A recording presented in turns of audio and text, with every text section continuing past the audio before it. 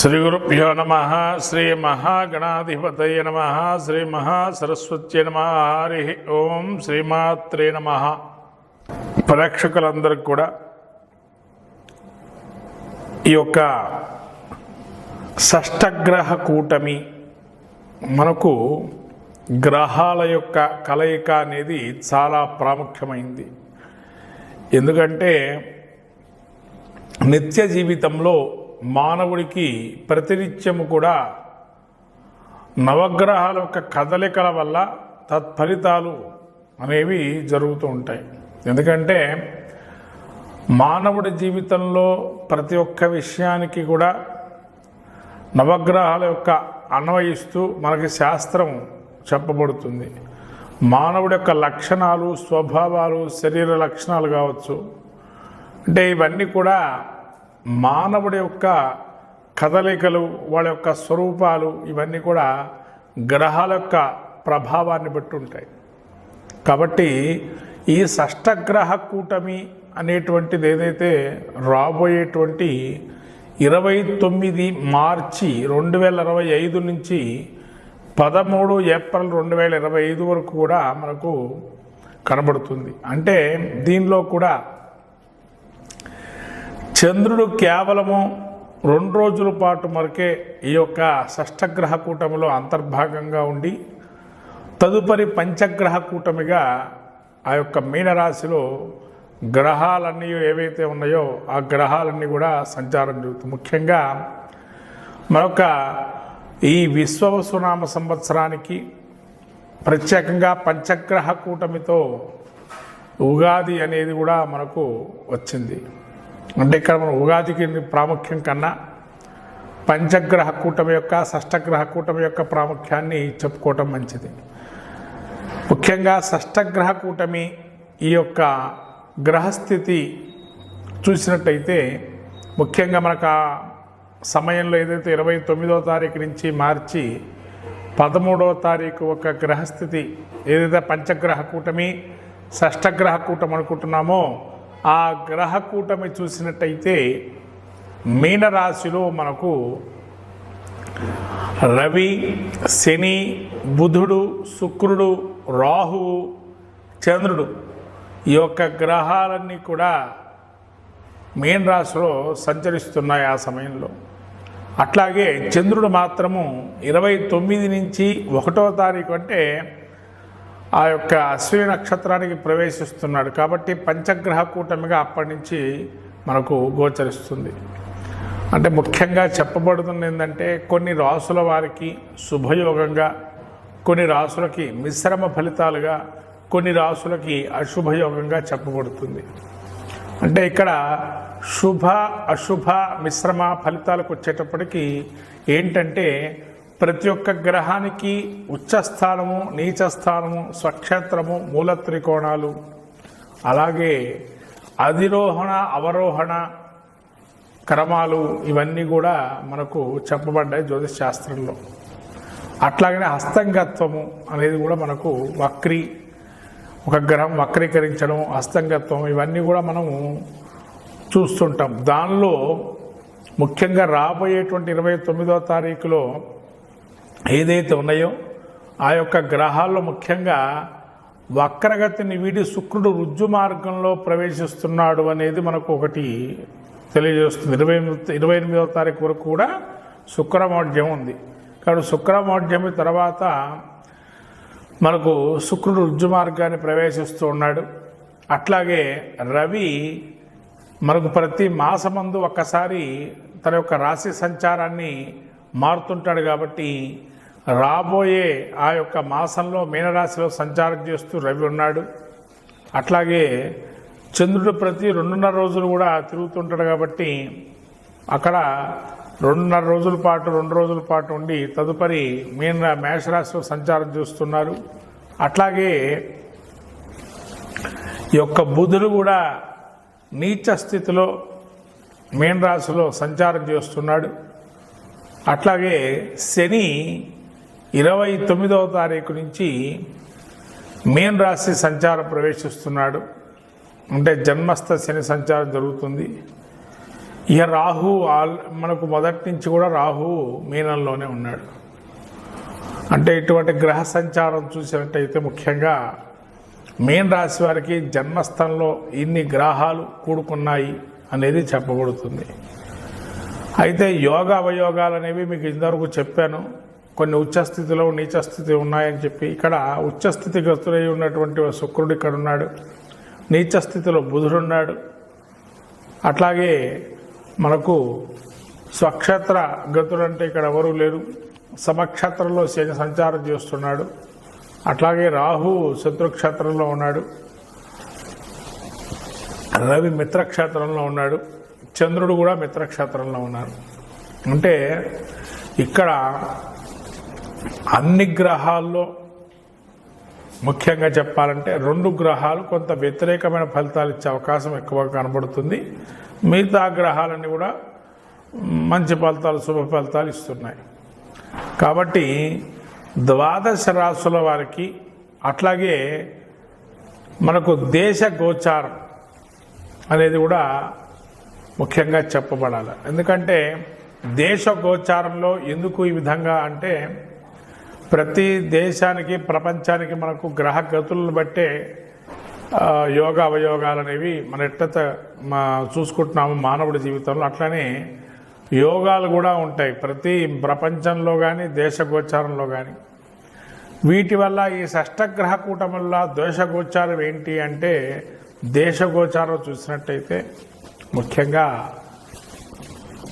మనకు విశ్వవసునామ సంవత్సరం ఉగాది అనేది ఏదైతే జరుగుతుందో ముఖ్యంగా స్ట్రిక్ట్గా రూల్స్ అనేది పాటించే అవకాశం ఎక్కువగా ఉంటుంది రాజ్యంలో. కొన్ని రాజ్యాల్లో అవకతవకలు ఏర్పడి రాజ్యాధికారాన్ని కోల్పోయే అవకాశం ఉంటుంది కొంతమంది రాజులు కూడా. అట్లాగే ఈ యొక్క ఆర్థిక మాంద్యము, బుద్ధి కుశలతగా ఉండకపోవటం ప్రపంచ జనాల్లో. ఎందుకంటే ఆ బుద్ధి కుశలత లేకపోవటం వల్ల ఆలోచన జ్ఞానం కొంతవరకు మాంద్యం చెందటం వల్ల ఏదైతే దొరుకుతుందో దాని మీదనే ఆలోచనతో వెళ్తుంటారు. కానీ దాని పరిష్కార మార్గాలు ఉంటాయి కానీ వీళ్ళు వెతకరు. అట్లా వెతికినట్లయితే ఖచ్చితంగా ఫలితాలు ఉంటాయి. అట్లాగే రాబోయే తరంలో అంటే రాబోయే యొక్క దేశం గోచారం చూసినట్టయితే శని కూడా మనకు మీన రాశిలో ఉన్నాడు.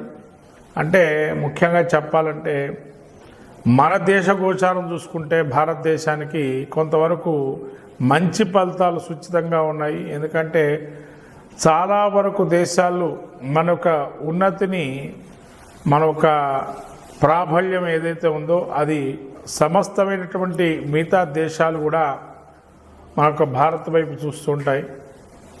ఈ విధంగా మన దేశ గోచారంలో ఆర్థిక మాంద్యం ఉన్నా మన దేశంలో అయితే క్రీడారంగం కొంత పుంజుకోవడానికి అవకాశాలు మెండుగా ఉన్నాయి. అట్లాగే స్త్రీలు ఆధిపత్యంగా కొన్ని కళల్లో రాణించే అవకాశం ఉంది. అట్లాగే స్త్రీల వల్ల కొంతవరకు దేశాన్ని కూడా శాసించే సమయం కూడా ఆసన్నమైంది. ఇవన్నీ కూడా కొంతవరకు మనకు కొన్ని మంచి ఫలితాలు రాబోయే అవకాశం ఉంది. అట్లాగే ఉపద్రవాలు కూడా ఉన్నాయండి. దీనిలో ముఖ్యంగా వృత్తులు అంటే ఏదైతే ఒక ఉద్యోగాన్ని కానీ ఒక వృత్తులు కానీ ఎంచుకునేటువంటి వారు ఎవరైతే ఉంటారో మార్పులు అనేవి కొన్ని జరుగుతుంటాయి. వృత్తిరీత్యా మార్పులు కావచ్చు, లేదా వాళ్ళు చేస్తున్న ఉద్యోగానికి సంబంధించిన మార్పులు కూడా కొన్ని కొత్త ధనమైనటువంటి మార్పులతో ముందుకెళ్ళటం అనేది అవకాశం ఉంటుంది. అట్లానే ఆధ్యాత్మిక రంగానికి తీసుకున్నట్లయితే ఈ యొక్క షష్టగ్రహ కూటమి ఏదైతే ఉందో ఆధ్యాత్మికంగా చాలా అద్భుతంగా గోచరిస్తుంది. అంటే ఆధ్యాత్మికత కూడా బాగా సంతరించుకుంటుంది అనే ఒక అవకాశం కూడా ఉంది. ఇది మనకు ఈ షష్టగ్రహ కూటమి వల్ల దేశ గోచారంలో ఒక విషయాలు. ఈ విధంగా ద్వాదశ రాశుల ఫలితాలు చెప్పుకుంటాం. షష్టగ్రహ కూటమి ద్వాదశ రాశి యొక్క ఫలితాలు ఏ విధంగా ఉంటే షష్టగ్రహ కూటమికి అట్లనే పంచగ్రహ కూటమి తదనుగుణంగా మనము రాబోయే ఈ యొక్క 29 మార్చి నుంచి 14 అంటే 13వ తారీఖు వరకు ఉండేటువంటి గ్రహ సంచారాన్ని పంచగ్రహ కూటమిగా ఉంది. కుంభరాశి వారికి ఈ యొక్క ధనిష్ట నక్షత్రం, శతభిష నక్షత్రం, పూర్వభాద్ర నక్షత్రం. ఈ కుంభరాశి యొక్క గ్రహస్థితికి పంచగ్రహ షష్టగ్రహ కూటమి 2వ స్థానంలో ఉంది. 2వ స్థానం శుభ అశుభ మిశ్రమంగా ఉంది. ఇది అంటే ద్వితీయ స్థానం అంత రవికి మిత్రక్షేత్రం అయినా కూడా అంత మంచిదేం కాదు. ఇది మిత్రక్షేత్రం మంచిది కానీ ద్వితీయ స్థానం అంత మంచిది కాదు. ధనస్థానము, కుటుంబ స్థానం, వ్యవహారాల్లో కొంత చికాకులు, చింతలు ఇవన్నీ కూడా మొదలయ్యే అవకాశం ఉంటుంది.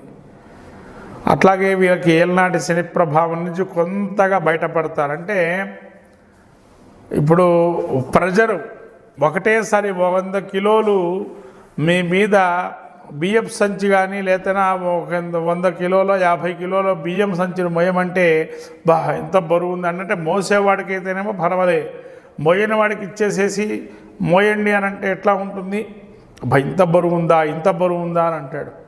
అంటే ఎవరు మోసినా మోయగలిగే శక్తి ఉంటుంది, కానీ వాడికి అది మొదటి నుంచి అది లేదు, అది మోసే శక్తి లేదు. అటువంటి వాడికి ఈ ఒక్కసారిగా బరువు తీసి పక్కకు పెట్టినట్టుగా ఉంటుంది ఈ పంచగ్రహ కూటమి ద్వితీయ స్థానంలో సంచారం వల్ల. అంటే అప్పటి వరకు బరువు మోసాము, మయ్యా రిలీఫ్ వచ్చిందే మాకు ఇవాళ అని చెప్పి ఒక పంచగ్రహ కూటం వల్ల మంచి నిర్ణయాలు అనేవి, మంచి దృక్పథంతో మీరు ఆలోచన ధోరణి మారుతుంది. అట్లాగే బుధుడు కూడా ద్వితీయ స్థానంలో మంచి ఆలోచనలు ఇస్తాడు. నీచ స్థితి వక్రీకరించున్నా కూడా అంటే ఇప్పటివరకు మనం చేసుకుంది మన కర్మ మనం అనుభవించామే, ఇప్పటి నుంచి మనం ఇంకా ఏం చేయాలనేది ఒక కార్యాచరణ చేసుకుందామనే ఆలోచనతో ఉంటారు. అట్లనే శుక్రుడు ఉచ్చస్థితిలో ఉండడం వల్ల ధన రూపేణ కొంతవరకు ఆగిపోయిన సొమ్ము, డబ్బు ఏదైతే ఉందో అది మళ్ళీ తిరిగి వచ్చే అవకాశం ఉంటుంది. అట్లాగే మీకు ఈ రాహు ద్వితీయంలో ఉండడం వల్ల కొంత ఇబ్బంది కూడుకున్నది విషయమైనా కానీ అంటే డబ్బు ఇప్పటివరకు కూడా బాగా ఖర్చు అయింది అనుకుంటారో, లేదా ఆరోగ్యపరంగా ఇబ్బందులు ఉన్నాయో ఈ ఏలినాటి శని ప్రభావంలో ఆ రాహు ద్వితీయంలో ఉండటం వల్ల పర్వాలే పోనీ ఖర్చు పెట్టినా కూడా మన మంచికే కదా అని చెప్పి ఆలోచనతో ఆ ఖర్చు అనేది జరుగుతుంది. కానీ చాలా మంచి యోగం. రూపాయి ఖర్చు పెట్టినా ఇతపూర్వం కన్నా ఇప్పుడు పర్వాలేదే, పోతే పోయింది, మనం భారం నుంచి బయటపడుతున్నాం కదా, ఒక రిలీఫ్ అయితే వస్తుంది కదా అని ఆలోచనతో ఉంటారు. అందుకని పంచగ్రహ కూటమి కొంత మీకు అప్పటిదాకా ఉన్న భారం, బాధ ఒక్కసారిగా మెల్లిగా తగ్గే అవకాశం ఉంటుంది. పంచగ్రహ కూటం వల్ల ఒక్కసారిగా ఒక భారాన్ని బరువు నుంచి తీసి పక్కకు పెట్టేశామే, ఒక పెయిన్ఫుల్ పీరియడ్స్ ఏవైతే ఉన్నాయో మాకు వాటి నుంచి బయటపడ్డాము అని చెప్పి ఒక మంచి ఇండికేషన్గా ఈ పంచగ్రహ కూటమి గోచరిస్తుంది ద్వితీయ స్థానంలో. కాబట్టి కుంభరాశి వారికి యోగంగానే ఉంది ఇది. ఈ విధంగా కుంభరాశి వారికి యోగంగా ఉంది కాబట్టి వీరు ఇంకా మంచి ఫలితాలు పొందటానికి కుంభరాశి వారు దుర్గారాధన చేయటం వల్ల మంచి ఫలితాలు పొందుతారు.